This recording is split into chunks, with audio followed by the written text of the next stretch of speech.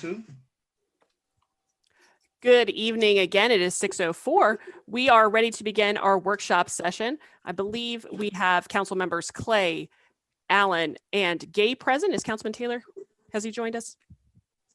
Not as of yet. Not as of yet. All right. So we do have a quorum. And so we will proceed with our workshop session. The first item on the agenda is the first quarter 2020-2021 fiscal year budget and financial review and related considerations. And for that presentation, we have our financial advisor, Mr. Ed Wall. Thank you, Mayor. Can I share my screen? Yes, sir. You should be able to. Somebody. Let me stop sharing and then you can have it. 1 second. Thank you very much, ma'am. Okay, it's all yours. You're the best. Thank you. I try.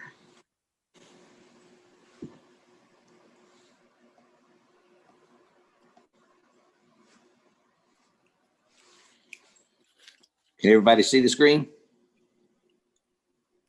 Yes, sir. Yes. Thank you. So as you all know, when we did the budget back in June, we committed to bring back to you the first quarter results. Our first quarter is July, August, and September. It ended September 30th. It takes a while to close out all the books for the month of October. Here we are November 2nd. And so we have a presentation for you as we go through the major funds. You'll see the first column was your 2021 budget, the entire year. The next column is the budget, which is 25% of that amount for the first quarter. So you have 4 quarters in a year. Each 3 months is 25% of the total budget. So we do a 25% number. And then the third column is what your actual results were for the first 3 months. And then the last column is the difference, the actual versus budget. A negative number in revenues is bad, and a negative number in expenses is good. So let's go to the general fund. So the general fund, if I could get my pencil. For the general fund, you can see that the revenues for the first quarter were budgeted at $6,291,000. For the first quarter, we actually brought in $2,533,000. So for the first quarter, revenues were $3,758,000, less than 25%. That's to be expected for your general fund. And remember, this is the general fund. And the reason why is the biggest chunk of revenues for the general fund is $19 million in property taxes. And all of you know that you pay your property taxes in November and December each year. And that's not the first quarter. November and December is the second quarter. And so this isn't a straight line number where it's like our salary where you get paid every 2 weeks. 85% of it will come in November and December. So we collected $1.6 million. And so the biggest chunk is at $3,400,000. That's to be expected, and you will make that up in November and December. So your second quarter results that we'll present to you probably the second day of February, or whatever your meeting day is in February, you'll see that this revenue number is probably right on track. I believe the general fund is good to go. Let's go to something that you can control, which is expenses. The expenses, total expenditures down here for the first quarter, 25% is $7,462,000. Your actual was $7,461,000. So you're only $1,000 less than budget. I want to tell you that all the department heads in here, police, fire, all the general finance, all the general governments, they worked hard to bring that on budget. You don't get any better than that. And so the things that your folks could control, they did. And so I'm really pleased with the general fund results, particularly this, and I'd like to put a check mark that the general fund is good to go for the first quarter. Any questions? Yeah, just one dumb question. Yes, sir. How difficult would it be to actually, instead of linearizing, for example, the general fund budget, actually put in when we would expect the taxes so that it wouldn't be just a straight 25%. It would be more or less what we thought we could expect. And that could be a lot of work. I don't know. The only way to do that is we'd add a column here for actual in 2020, because this is fiscal year 2021. So you could add the first quarter actual here and compare it to last year's actual, and that would give you a comparison. Or you can just take my word for it that this fund's good to go. And No, I believe it. It's obvious, but what goes through my mind is for expenses, for example, over the year. I know from past budget reviews that they aren't always linearized, that there are certain expenses that we tend to pay either at the beginning or the end. And I don't know whether that degree of precision is warranted at this point, but I'm just throwing that out as a question. In your opinion, would we be better able to track if we tried to get a refinement of what the spending would be and revenue would be rather than just linearizing it? so my comment on that, Councilman Clay, is number one, you're the boss and we'll do what you tell us. But number two, if I give you too many columns and too many working pieces, I'll paralyze the analysis and y'all won't get as much from it. Okay, so well, that's why I asked the question. I don't want to do a whole lot of extra work for some refinement that isn't going to tell us a whole lot. And the way you've summarized it right here is fine. So what I normally do from other clients, if I see it's a problem, then I'll add this column right here so that we can drill down into it. But I don't see a whole big problem here. Okay, good. Let me ask you a question. In the license and permits, we're down 493,000, something like that. I can't read with the line on it, but are people just not getting permits or licenses, or why is that? Is this a slow quarter for that as well? So I would think that this number right here Yes. and this number right here are due to COVID and development's going slow and the courts were closed. But now that courts are back open, I expect this number to pick back up because you still had fines. It's just people hadn't been paying them. And so this number here is probably due to COVID licenses and permits. Can I add there, Ed? Normally, Yes, ma'am. business licenses aren't due until April. Is that April, Shavela? So the bulk of your funds will come in when that deadline comes up. What month is that? The deadline is March 30th, so yeah, April Yeah, is. March 30th. Okay, So that's when the bulk of it comes That's in. where I was going with that. So you got the same answer for that as you did the property taxes, not the. It's seasonal, correct? It's seasonal and it's in a different column, which is why I asked the question in the first place. Should we be linearizing it? And the only way to do that is to take what actual was for last year and just drop another column in here. Is there an Yeah, well, opportunity? I'm sorry. Ken, Go ahead, Councilman. I mean, Ed, let me make a suggestion.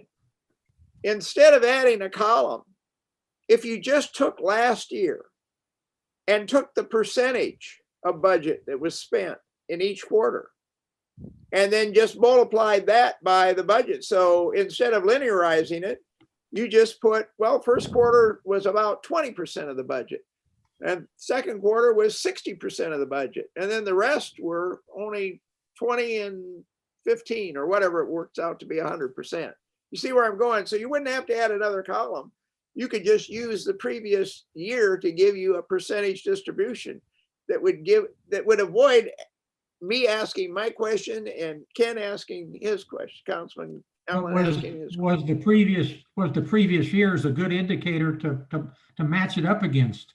What about Well, if we just put an asterisk and a little bit and a note at the bottom I like that. that just indicates, taxes come in on, they're due in the second quarter, permits happen in the third. So- Yeah.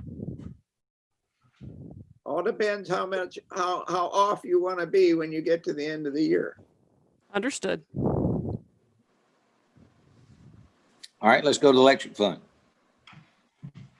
The electric fund, the 25% number was 8,993,000. You know, you all had a 25% rate increase. It was designed to make this fund quit losing $4 million a year. The rate increase did what it's supposed to do, and we got $9,200,000 the first quarter, $279,000 better than budget. Look how good your department heads did. $8,800,000 was the expenses. That's 25% of an annual $36 million. Look how they were slightly over budget by 24,000 on $8.8 million. So again, this fund is doing great. It had a net change in assets of $159,000. This used to be negative $1 million a quarter. So you've gone from negative $1 million to a positive 159. Any questions on the electric fund? Nope. Let's go to the water and sewer fund. We had a 5% increase in rates for the water and sewer fund, designed to make it not lose money. So the 25% revenue number is $2,256,000. It did what it's supposed to do. We got $2,203,000, was slightly less than budget for $52,000. The reason I suspect there is we had a wet summer and people didn't use as much water for watering the yards and all and flowers as they would normally do. And the other thing is, Ed, that we've got people fixing leaks now that we've gotten the water reading under control, that they're not running up some of the humongous bills that they were running up to. Yes, sir. I didn't realize that. Look at the expenses. $1,934,000 was a 25% of the annual budget of $7,700,000. Your department heads and all the employees worked hard. They brought it in at $1,921,000, $12,000 under budget for the quarter. And so we had a net change in assets of a positive $160,000. So again, water and sewer fund, good to go. It did what it was designed to do. Had y'all not done what you did in June with the rate increases, it would not have done it. But it's nice to see a plan work, and your employees and department heads made it happen. Yep. Any questions? Let's go to sanitation.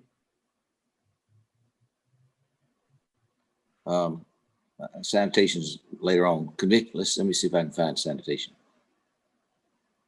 I want to take it next.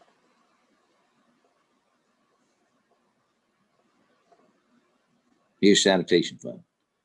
So sanitation fund, you had a 10% rate increase here.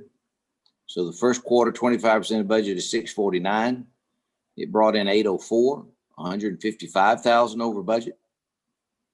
The expenses, 25% of this number here would be $568.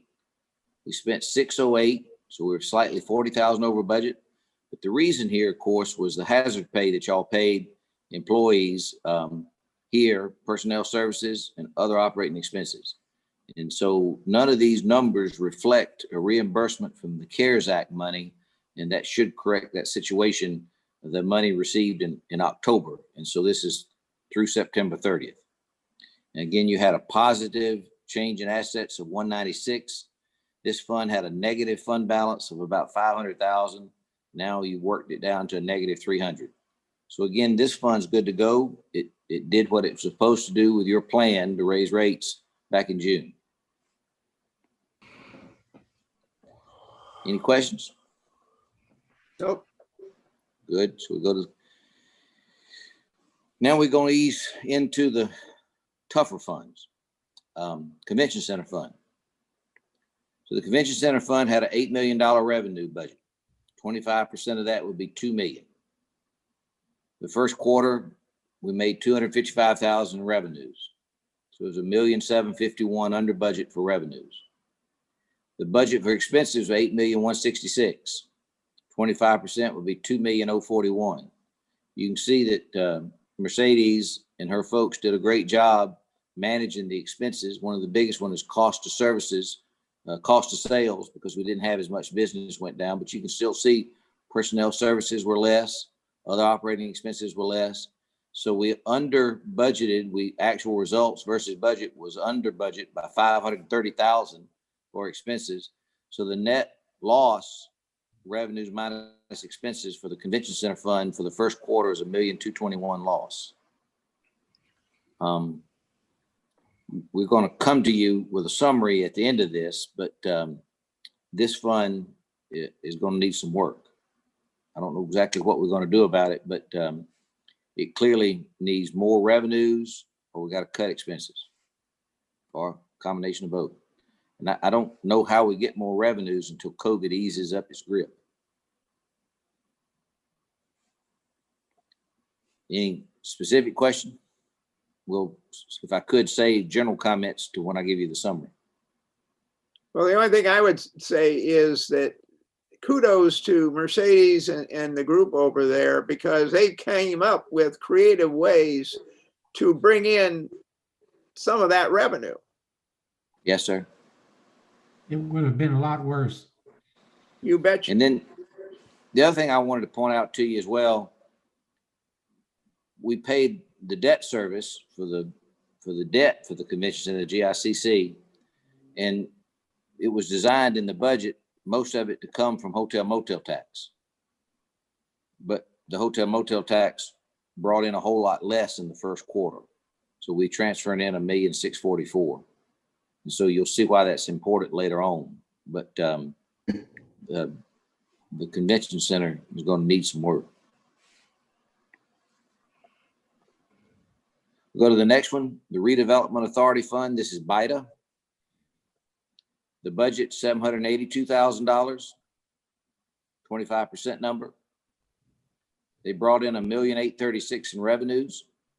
But let's look what that is. This other here is the pilot payments, the land rent payments, the APM cost, and this is the general fund in reverse. Most of this revenue was received in the first quarter, and so it also is not linear, to use Councilman Clay's term. And so this is on budget, even though it looks like it's way over budget. And let's look at expenses. The 25% number is $387,000. The actual results is $174,000. Mr. Wall, give me one moment. Mr. Walker, I think that you need to mute. Mr. Walker, I muted him, Madam Mayor. thank you. So the budget, 25% budget was $387,000 for expenses. We only spent $174,000.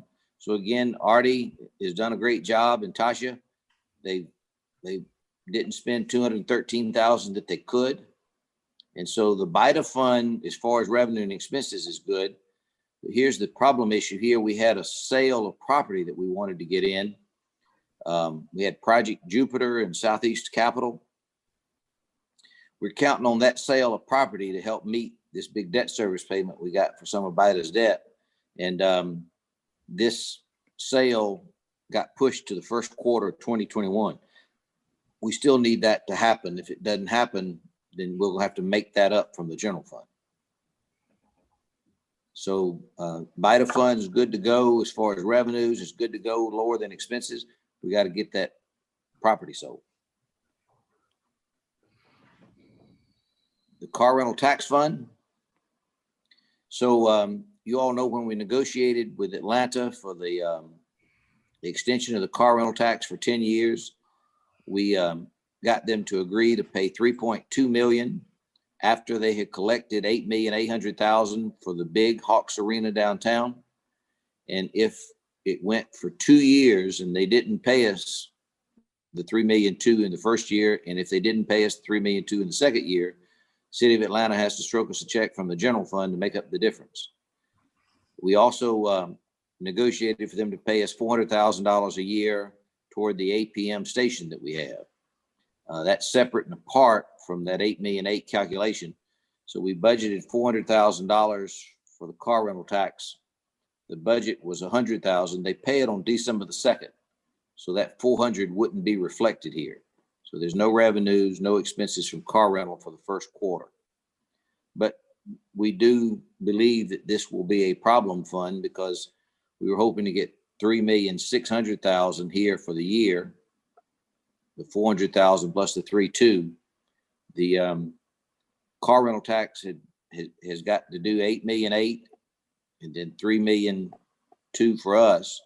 So that's 11, $12 million. So it's got to collect $12 million a year for us to get that from December and January and February. They were averaging about $1 million a month, but starting in March on, I think it's been averaging, it was a low of 60 some odd thousand a month. What was it last month? Althea, wasn't it 600,000 last month? Yes, close to 600,000. But that's still a long way from $1 million a month. So I believe this year, Atlanta's not even going to get the 8,800,000 and have to use reserves to make the Phillips Arena debt payment. And we won't get the 3,000,002. And then we have our FY22 year. If they don't give us 3,000,002 here, then by June 30th of 23, we'll get hopefully 6,000,004. 22, right? Not 23. 21, 20, yes, ma'am, 22, correct. Okay, June of thank you. 22. Yes, ma'am. And so I expect we'll get some next year, December of 21, but I don't think we'll get the entire 3,000,002. We have to all hope that that's the case so that they'll make us whole for this year. It has to be 2 years running. And that comes in December, right? You Yes, said? sir. Yes, sir. So go to the next one. Hotel Motel Tax Fund. Here's your annual budget for revenues. We used to get $1 million a month, total of $12 million. In our budget preparations, we cut it, hoping that COVID would ease up, but it did not.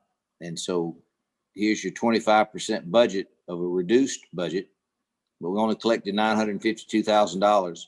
So we were $1.7 million in the hole in collections from our budget for the first quarter. The expenses here is mostly the DMO. That's a formula, I think it's like 1.5% of the 8 cents. So that expenses would be less just as a function of lower revenues. And so the Hotel Motel Tax Fund produced $765,000 toward a budget that it needs of $9,342,000 to transfer out to the other funds to pay debt. And you can see here, we were counting the hotel motel tax to give the general fund $2,500,000, to give the GICC $6,725,000 to BITA. And it doesn't look like the hotel motel tax fund is going to be able to come anywhere close to that this year. Let's go to the next fund, the arena fund. I think that's the last one. We'll go to the summary.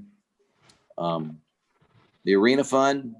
So the budget for revenues were $3,194,000.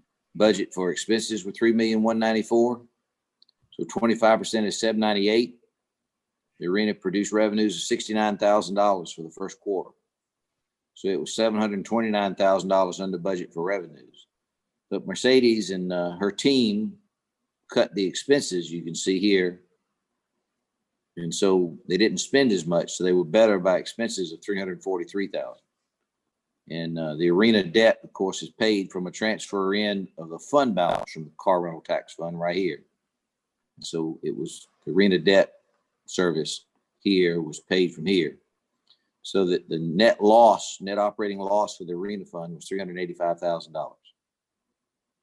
So we're going to have to do something about it as well. So if I could, I'll go to the summary.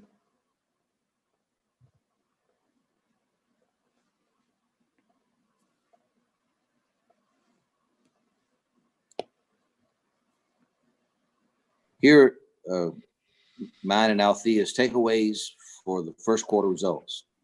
The Hotel Motel Tax Fund brought in $1.8 million less than budget.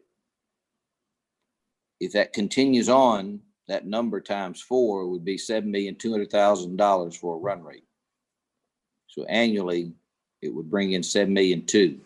So I showed you how we were counting on $9 million to transfer to other funds. That means we'll only have about $2 million to transfer to other funds if it keeps on. The BITA fund, we need to sell the $3,300,000 in property. The GICC Convention Center Fund, it had a net first quarter loss of $1,300,000. If you do that for an annual run rate of times 4, it'd be $5,200,000 for an annual run rate. The arena fund had a first quarter net operating loss of 400,000. If nothing happens and it's the same, that's an annual run rate of $1.6 million. So here we are, November 2nd, 1 month into our second quarter. And the results from our first quarter show that the hotel motel tax fund has the potential to bring in $7.2 million less than budget. The convention center, if we do nothing and change nothing, is $5.2 million less than budget. And by the way, all this money only can come from one place, the general fund. And the arena fund would be $1.6 million less than budget. And so that's $14 million annually that we'd have to make up from the general fund. The general fund has about $10 million or so in cash that we didn't budget on July the 1st. And we're waiting on the auditor to give us the final results for June 30th, 2020, and we'll bring that to you. Our fear is it might be a wee bit less than that. And then we got the BITA land sale that we need. If that doesn't happen, we'll have a $17.3 million problem. And so I'm being facetious and giving you all this big a number. It can't be that big. So we all, as a governing body, have to come up with solutions to make these numbers smaller. Now, those numbers are based on the first 3 months of this Yes, year, correct? Yes, sir. So if it does improve, it won't be quite as bad, but that's a big if. So here's my points to that, Councilman Allen. Let's talk about it for a minute. Hotel motel tax, there ain't a thing you can do about that. It's going to be whatever it is.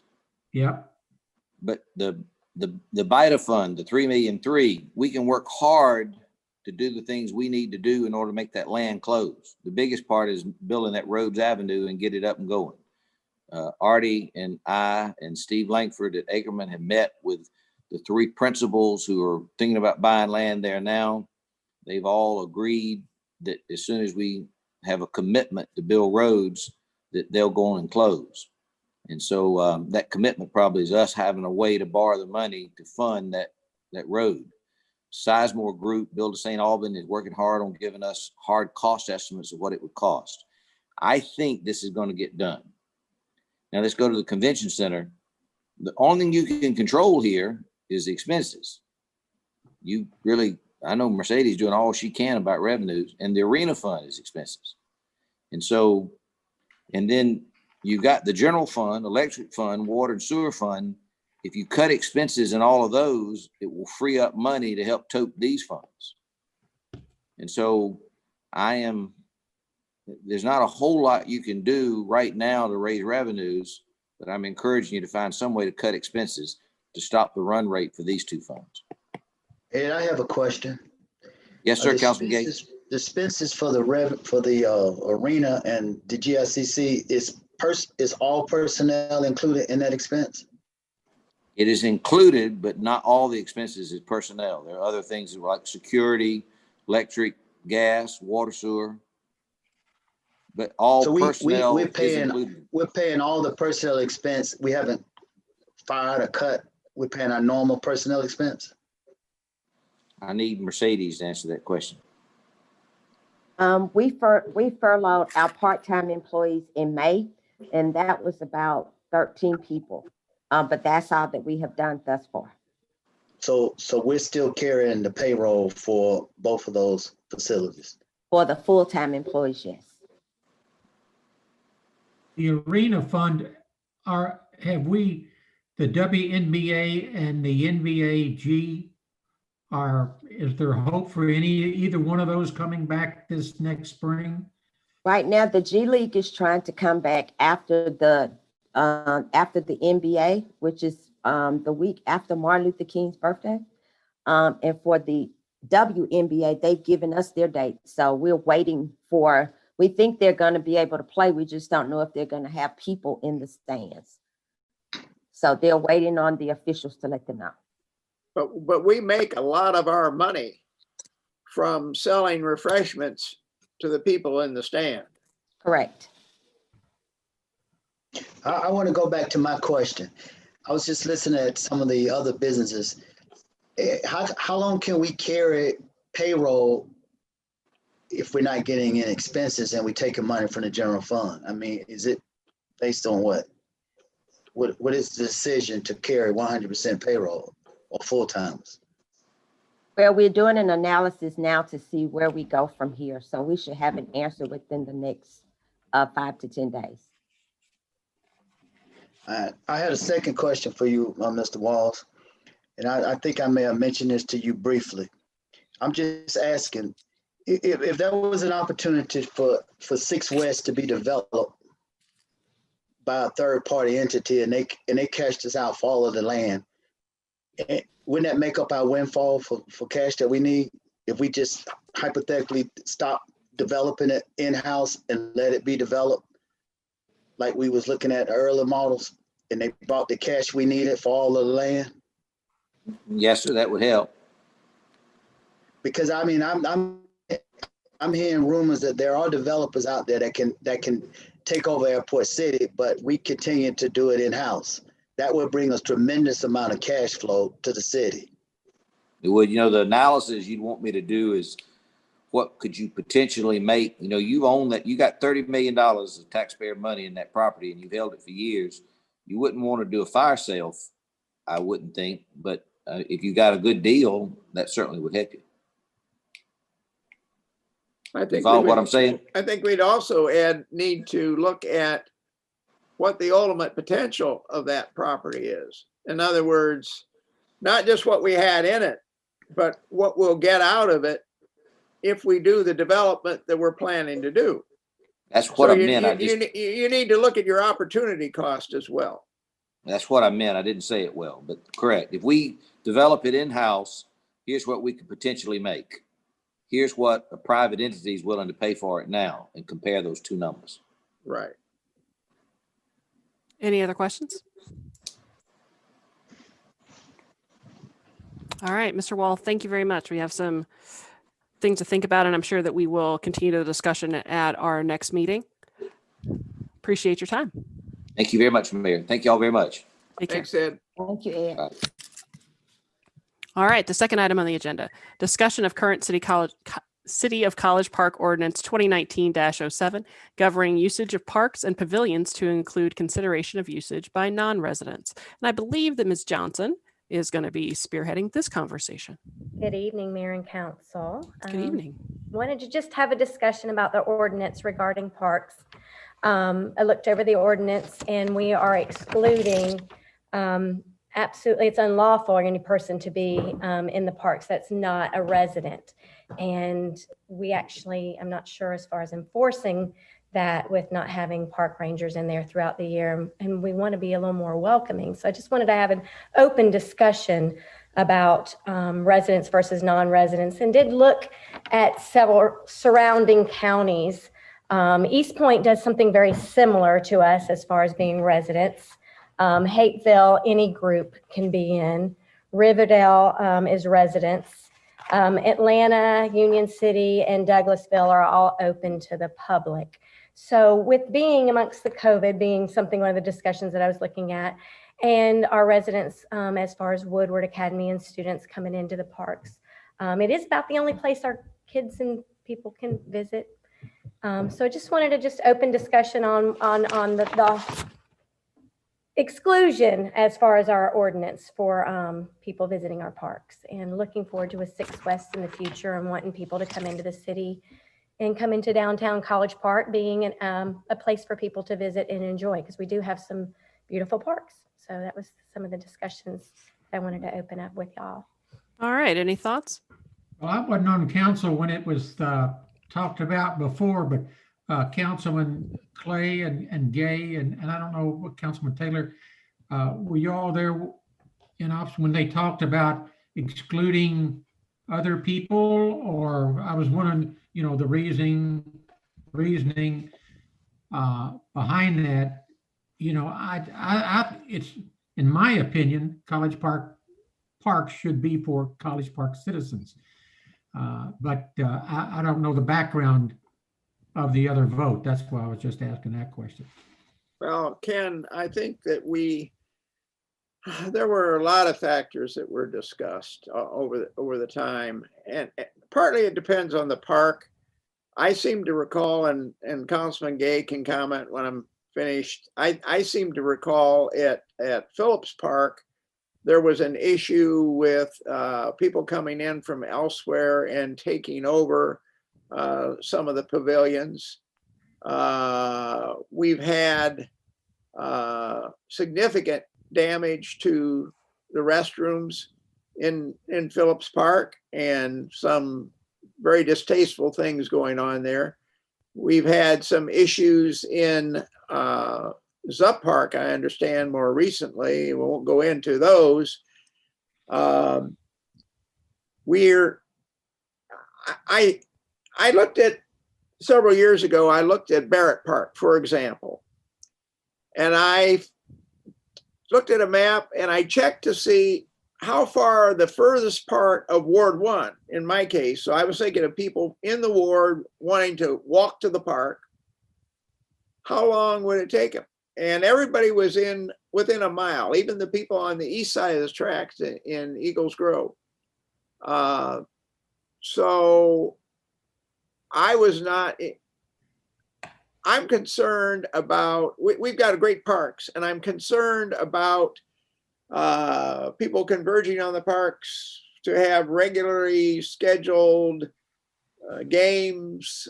I'm concerned about traffic at Barrett Park, for example. I think we've got about half a dozen parking places, and the rest of it is on the street in the neighborhood around the park. And I know Zup and Phillips Park have more parking area, but you've got at Zup Park, you've got baseball diamonds, you've got a lot more facility there than we have in Barrett Park, so they need more parking. And of course, in Phillips Park, we have a lot of capability there as well. So I'm of the same position. I don't think we should be hiring the park out for political rallies, for example, bringing in hundreds or even thousands of people. And we have that in the ordinance. We have the ability that if we had some kind of a major event and we permitted it, people paid for it, signed up, there'd have to be extra police, et cetera, et cetera. Several years ago, we had a large group at the park, and we had gunfire at Barrett Park. I remember looking at the video from the cameras with people running across the park, scared the devil out of me, fleeing from where they thought the gunshots were coming from. So not that we can't have that problem with our own residents, but the more you introduce people from the outside, the more issues you have. And again, with COVID-19, the more people that come in from the outside, the more opportunity that you have to bring in virus from other places. So I'm not, and I have talked to the city attorney today, and he confirmed that we are totally within our rights to limit the park to our own citizens if we want.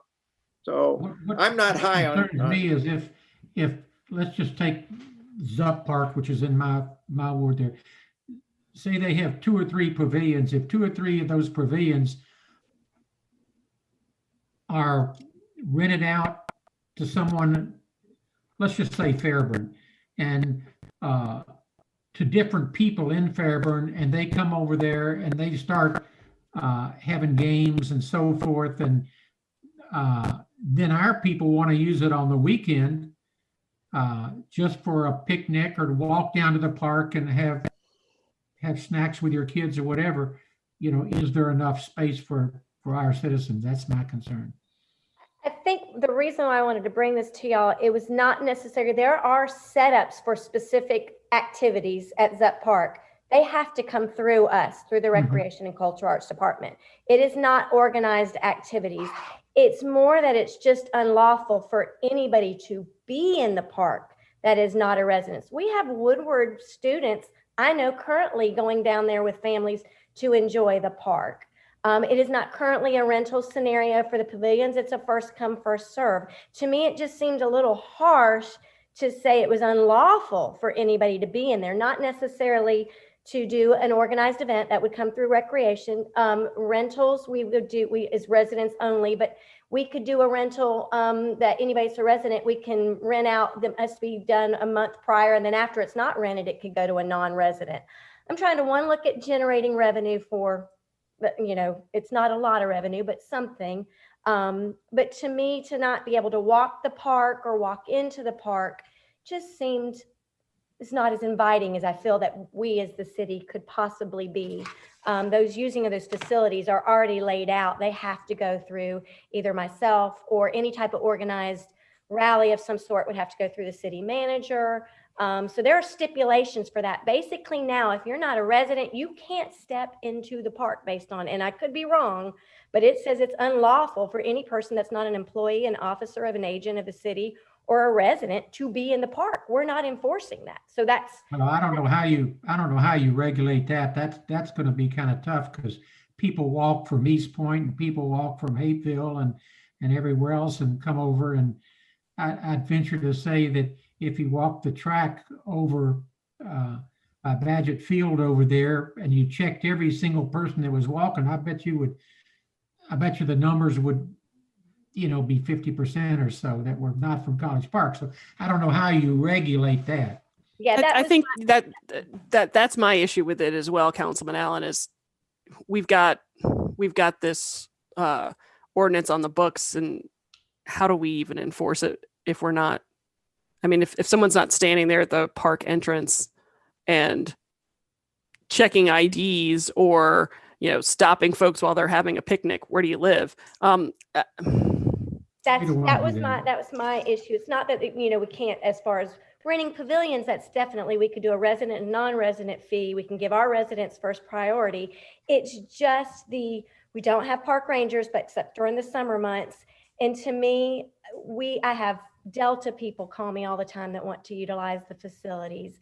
They're doing retirement parties, people from Hapeville, people from East Point. And I think there's surrounding communities that I think we should be welcome. But that was just, is there's no regulation saying it's unlawful unless you're an employee and a resident.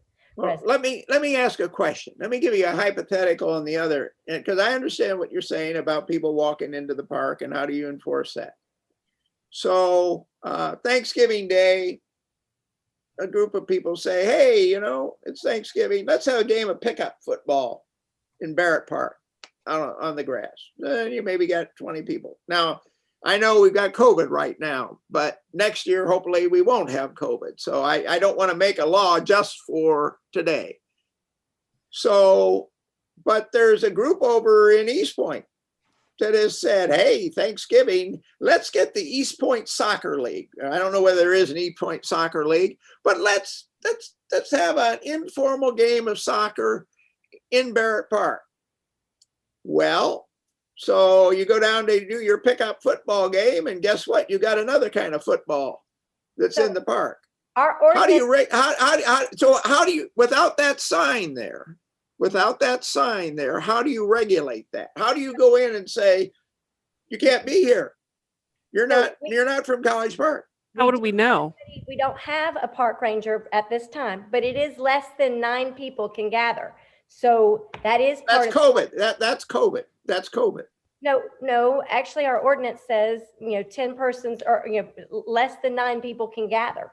So we are, and it is an organized sport, and that does not fall in, you can't just have an organized sport down there. They have to go through us as a department. And we have caught people and gathered them up and organized. It's our organized sports. Barrett does not have organized sports. So 2 people throwing the football is fine. 3 people, 4 people. Once you get to 9, you're violation of our ordinance. No 5-on-5s. Okay. Yeah. Councilman Taylor, you're on mute. I think we need to look at that ordinance, because that really doesn't make sense. Like I say, if you just got 10 kids want to play football, like Councilman Clay was saying on Thanksgiving, 8 you want to go, run around. So if we got 10, 11 kids want to play a football at Barrett Park, they wrong for that? I think it's a bad ordinance. I think we might need to look at that. It don't really make a lot of sense to me. No, where I was coming from, Councilman Taylor, was I'm talking about they can't because the park is being used by people from several other cities on Thanksgiving Day at the same time, without any reservations, mind you. That, Well, I mean, I think on Thanksgiving or something like that. I mean, you could have three groups within the city. You know, someone wants to play touch football, and they're like, "Oh, well, it's already full because someone else is there."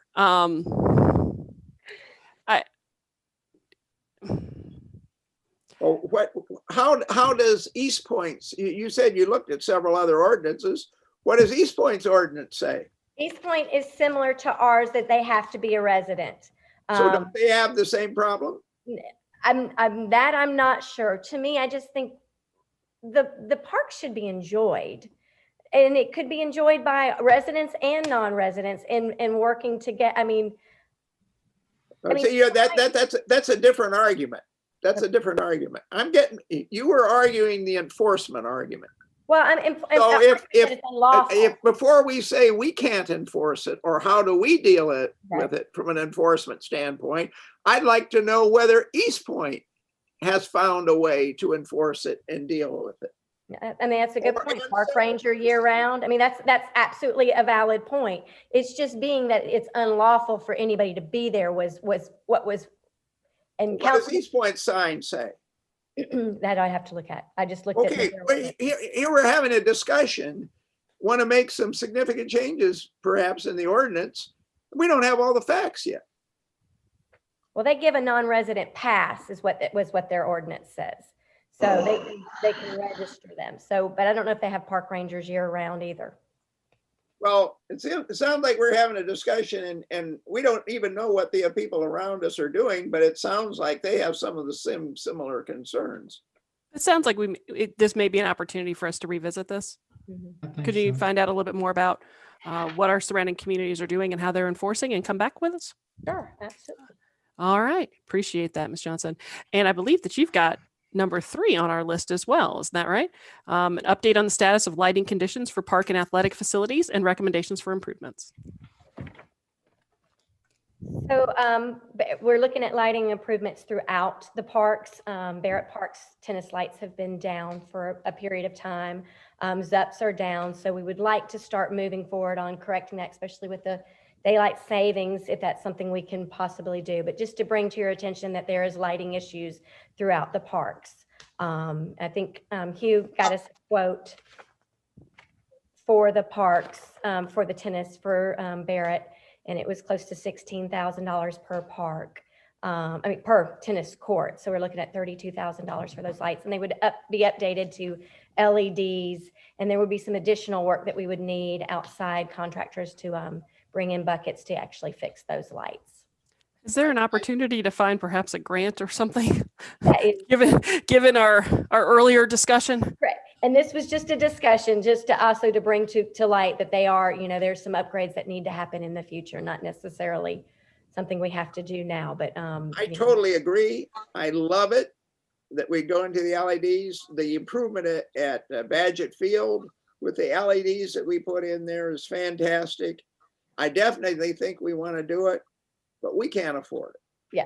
That's a simple fact. We just heard the budget presentation. Correct. And I know this is only $32,000, but we're going to be looking for $32,000 in lots of places, I think, going forward. So I appreciate the effort, and I'd love to put it in Badgett Park, and I hope my residents don't get mad at me, but it ain't going to be fiscally responsible to do this now. Now, if you can get a grant, that's great. I'm with the mayor on that. Okay. Anyone else have any questions? I'm sorry. Maybe spring, because you don't play tennis outside very much in the wintertime. So it's a valid point too. How long does it take to have them put in, to have them installed? Do you know? I'd have to ask for Hugh on that. That's okay. We're off on. It would be. We could probably install them within a couple of weeks after we got the lights in. We've got some really nice tennis facilities, and it sure would be nice to be able to use it at night. And those lights are fantastic, but there's just no way. Councilman Taylor? I mean, I can remember back in the recession, and we were talking about upgrading the playground, and I just couldn't justify putting in a new playground at Barrett Park. So what we did, we painted it. We painted the playground, made it look better. Councilman Taylor, you wanted to add something? Yeah, is it 32,000 for the lights or is for the labor and everything? Cause couldn't our guys do it? I guess from Hugh, can our guys put the lights in once we buy them, or is it 32,000? That's just for material. So the laborers, our labor, will have to rent like a scissor platform. We can't get a bucket truck in there. Okay, so it's 16,000 per part for us to Just the for lights. lights. Okay, I get it. 16 per Per court. court. Yeah. Double court. We Okay. got 2 courts, so it's 30. It's actually about 33. Okay. So any other questions on this issue? No. All right. We've still got some business to handle in executive session. Is there a motion So moved. for the purposes For of? Real estate executive personnel for real estate litigation. Personnel litigation. All right. Is there, Councilman Allen, was that a second on yours part? Second. All right. All those in favor? Aye. Thank All you. right. That's unanimous. Thank you, gentlemen. And we'll see everyone at 7:30. Shavela.